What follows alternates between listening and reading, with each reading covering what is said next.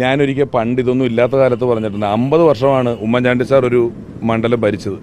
അതിനിപ്പോഴും party ഗ്രാമം, കോൺഗ്രസിൻ്റെ party ഗ്രാമം എന്ന് പറഞ്ഞൊരു ഗ്രാമം കേരളത്തിലില്ല.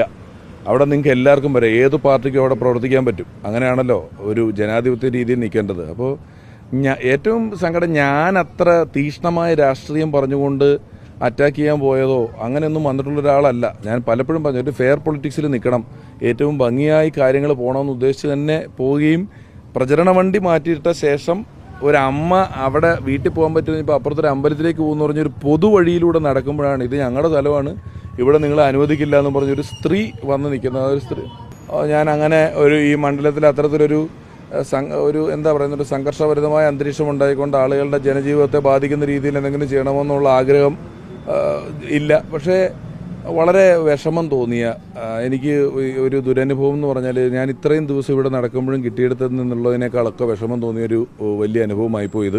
അവരൊരു അധികാര സ്ഥാനത്തിരിക്കുന്ന ഒരു മെമ്പറാണ്.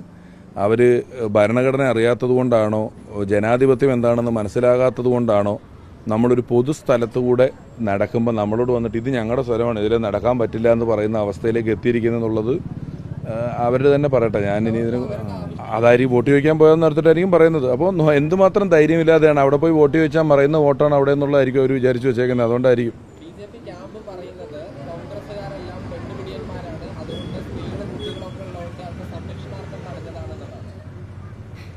നല്ല മറുപടിയാണ്.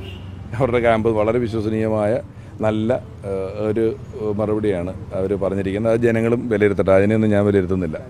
ഞാനിവിടെ വന്നിറങ്ങിയ ദിവസം മുതൽ എനിക്ക് ഇവർ ആദ്യം എന്നെ അത്ര കാര്യമായിട്ട് കണക്കാക്കിയിട്ടില്ലെന്ന് തോന്നുന്നു. രണ്ടാമത്തെ ദിവസം മുതൽ പലതരത്തിൽപ്പെട്ട കാര്യങ്ങളാണ് എന്നെപ്പറ്റി പറഞ്ഞുകൊണ്ട് രഞ്ജിത്ത് സാറിൻ്റെയൊക്കെ വിഷയത്തിൽ ഞാൻ എന്ത് സ്ത്രീവിരുദ്ധിയാണ് പറഞ്ഞത്, നിയമത്തിൻ്റെ വഴിക്ക് നടക്കട്ടെ, അറസ്റ്റ് ചെയ്യപ്പെട്ടിട്ടുണ്ട്.